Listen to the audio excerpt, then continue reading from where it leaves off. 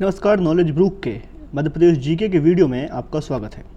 अभी तक हम मध्य प्रदेश के बहुत सारे टॉपिक इस माध्यम से कवर कर चुके हैं, तो आप बिल्कुल नॉलेज ब्रूक को मध्य प्रदेश जीके देखने के लिए सब्सक्राइब कर सकते हैं। चलिए बात करते हैं कि हम अभी तक मध्य प्रदेश में क्या क्या कंप्लीट कर चुके हैं। हम मध्य प्रदेश का रीऑर्गेनाइजेशन देख चुके हैं, हम मध्य प्रदेश के फिजिकल डिवीजन्स देख चुके हैं, हम मध्य प्रदेश की माउंटेन्स कंप्लीट कर चुके हैं और वर्तमान में हैं मध्य प्रदेश में स्थापित रॉक सिस्टम्स के विषय में पढ़ रहे हैं। हम रॉक सिस्टम्स में आर्कियन रॉक्स के विषय में जान चुके हैं। अब हम धारवाड़ रॉक के बारे में जानेंगे। साथ ही मध्य प्रदेश वरन इंडिया के परिप्रेक्ष्य में भी हम इसके विषय में डिस्कशन करेंगे। बात करते हैं कि हमारी वीडियोज़ कब कब अपलोड होती हैं। तो प्रत्येक शाम और प्रत्येक सुबह हमारी वीडियो आती है। प्रत्येक सुबह हमारी video Madhya Pradesh general knowledge के लिए होती है और प्रत्येक शाम हमारी वीडियो एमपी से संबंधित करंट अफेयर्स या फिर मिसलेनियस टॉपिक्स के लिए होती है।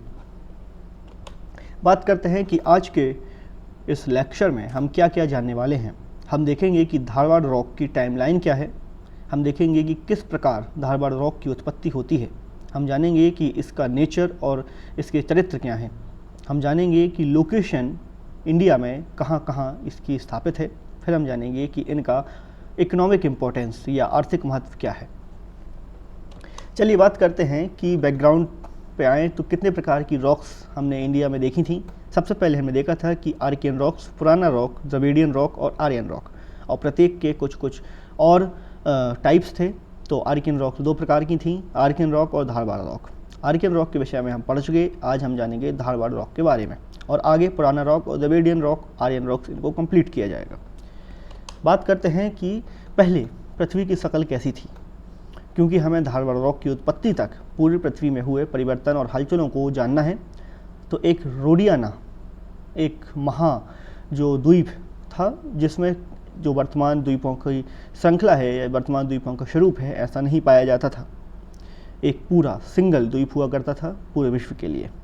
ये प्री कैम्ब्रियन काल की बात है। रोडियाना टूटता है और बहुत सारे हिस्सों में विभाजित हो जाता है। नॉर्थ चाइना अलग जाता है, साइबेरिया अलग जाता है, अमेजोनिया अलग जाता है, रियो प्लेटो अलग जाता है, साउथ चाइना अलग जाता है, और सभी की लोकेशंस को आप अलग अलग डायरेक्शन में जो आज एक भूभाग हैं उनको भी अलग अलग टुकड़ों के माध्यम से आप देख सकते हैं।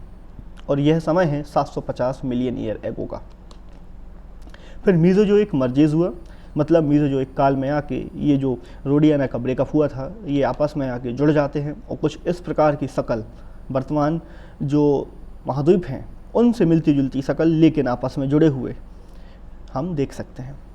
यहाँ ऊपर यूरेशिया है, पीछे नॉर्थ अमेरिका है। नॉर्थ अमेरिका बाद में खिसक के उत्तर पश्चिम में चला जाता है, साउथ अमेरिका उत्तर दक्षिण में चला जाता है। अफ्रीका की बात करें तो यह अपने भारत के जस्ट पीछे है, मतलब दक्षिण में। अंटार्कटिका, इंडिया उठ के ऊपर यूरेशिया के पास चला जाता है और ऑस्ट्रेलिया अपने साउथ में रह जाता है। फिर समय और आगे बढ़ता है और लगभग 200 मिलियन साल पहले पेंजिया टूट जाता है। यह पेंजिया, इस पूरे स्वरूप को पेंजिया नाम से जाना जाता था और इसके आसपास जो समुद्र पाया जाता था उसको पैंथालासा नाम दिया गया था।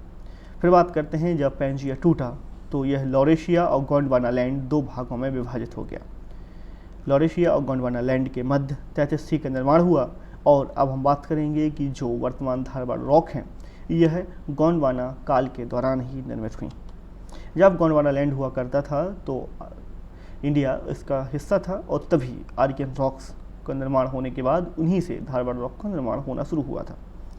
तो धारवाड़ रॉक के निर्माण की प्रोसेस क्या है? सबसे पहले डिनोडेशन हुआ, फिर सेडिमेंटेशन हुआ, फिर डिपोजिशन हुआ। अब हम जानते हैं कि डिनोडेशन क्या है। डिनोडेशन मुख्य रूप से वेदरिंग और एरोजन की एक प्रक्रिया है। वेदरिंग मतलब सामान्य जो वेदर है, जो सामान्य ब्रेकडाउन है, मतलब जैसे किसी पर्वत चोटी का धूप और छाव की वजह से, ठंडे और गर्म की वजह से दरार पड़ जाना और बाद में उसके बुरादे को कहीं एक जगह इकट्ठा हो जाना, ये वेदरिंग कहलाता है।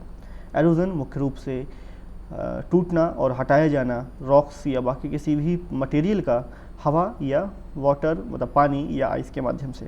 मतलब जब किसी भी पत्थर पर या चट्टान पर हवा, पानी और बर्फ़ काम करती है और उसके ऊपर की जो परत है उसको खरोच देती है, तो उसको हम एरोजन कहते हैं।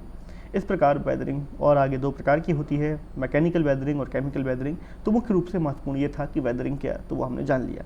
फिर हम बात करते हैं एरोजन की। तो एरोजन करने के तत्व हो सकते हैं रिवर, सी और आइस। चलिए, तो वेदरिंग और एरोजन की प्रोसेस से, वेदरिंग और एरोजन के माध्यम से सबसे पहले जो आर्कियन रॉक्स हैं उनका डिन्यूडेशन शुरू हुआ। यह डिन्यूडेशन बाद में सेडिमेंटेशन में कन्वर्ट होता है। मतलब जो यहाँ पे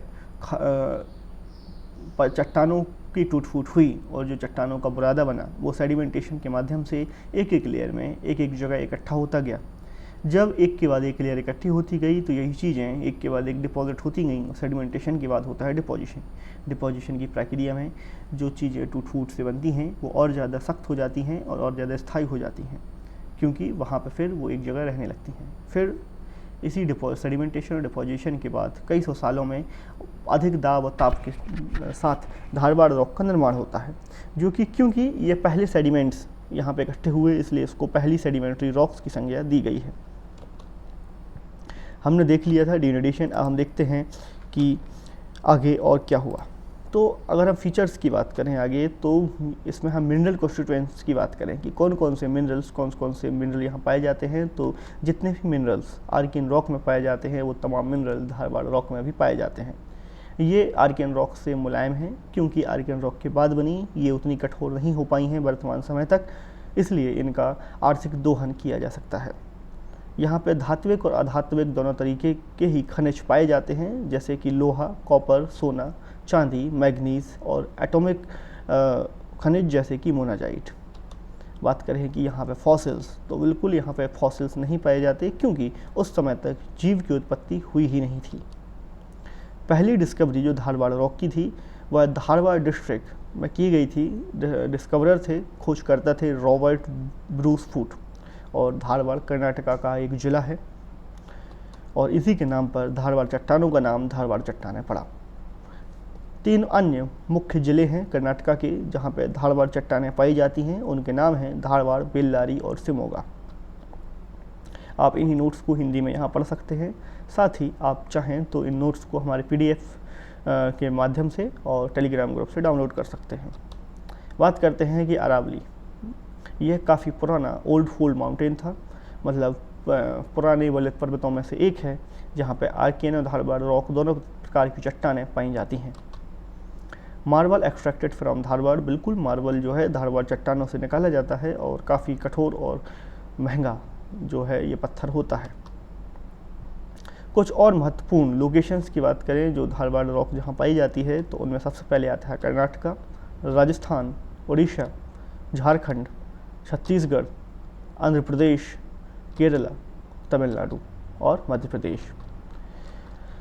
अब आप इसको हिंदी में भी पढ़ सकते हैं, तो आप फिर से एक बार PDF चाहें तो हमारे टेलीग्राम ग्रुप से डाउनलोड कर सकते हैं, अन्यथा आप इसकी स्क्रीनशॉट ले लें। फिर बात करते हैं हम कि भारत के मानचित्र पे इनका स्थान कहाँ कहाँ है। तो क्योंकि यह, जैसे मैं जाना था कि अरावली पर्वत में धारवाड़ के निश्चय पाए जाते हैं, तो अरावली पर्वत का एक्सटेंशन गुजरात से लेके दिल्ली तक है। इस प्रकार यहाँ पे गुजरात में धारवाड़ रॉक पाई जाएंगी, बाजू में राजस्थान में पाई जाएंगी, मध्य प्रदेश को भी टच करता है, यहाँ भी पाई जाएंगी, और मध्य प्रदेश के और कई हिस्सों में जो कि विंध्य प्रदेश या विंध्याचल पर्वत के आसपास का इलाका है, वहाँ भी धारवाड़ चट्टानें पाई जाएंगी। और साथ में आगे बात करेंगे तो छत्तीसगढ़ के छोटा नागपुर पठार के आसपास धारवाड़ चट्टानें पाई जाएंगी। यह बिहार और झारखंड को भी कवर करेगा। फिर बात करते हैं कर्नाटका, जहाँ से सबसे पहले धारवाड़ रॉक की उत्पत्ति को सूचित किया गया। तो कर्नाटका के धारवाड़, बेल्लारी और शिमोगा जिलों में मुख्य रूप से धारवाड़ चट्टानें पाई जाती हैं। आंध्र प्रदेश में धारवाड़ चट्टानें पाई जाती हैं। हम मैप के माध्यम से देख लेते हैं। सबसे पहले कर्नाटका, तदुपरांत राजस्थान, फिर उड़ीसा, उसके बाद झारखंड, झारखंड के बाद छत्तीसगढ़, छत्तीसगढ़ के बाद आंध्र प्रदेश, आंध्र प्रदेश के बाद केरल, केरल के बाजू में तमिलनाडु, और तमिलनाडु के बाद भारत के मध्य में मध्य प्रदेश। इन तमाम स्थानों पर धारवाड़ चट्टानें पाई जाती हैं।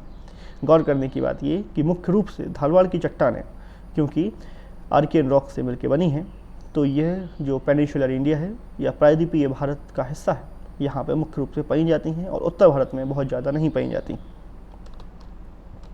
इनके आर्थिक महत्व की बात करें तो कर्नाटका में कोलार की खानें जो कि सोने के लिए प्रसिद्ध है, हम्पी में सोने की खानें, हट्टी में माफ़ करें, बेल्लारी में लोहे की खानें और चिकमंगलूर में लोहे की खानें, ये सभी कर्नाटका की ही खानें हैं। फिर हम बात करते हैं उड़ीसा में संबलपुर और सुंदरगढ़ ये मैग्नीज़ के लिए फेमस हैं। फिर झारखंड में सिंहभूमि और हजारीबाग मुख्य रूप से लोहे के लिए प्रसिद्ध हैं। फिर हम बात करेंगे छत्तीसगढ़ में बेलाडीला जो कि लोहे के लिए प्रसिद्ध है, और मध्य प्रदेश में मलचखंड कॉपर जो बेलाघाट में स्थित है और चिल्पी सीरीज़ का हिस्सा है, यहाँ कॉपर बहुतायत मात्रा में पाया जाता है।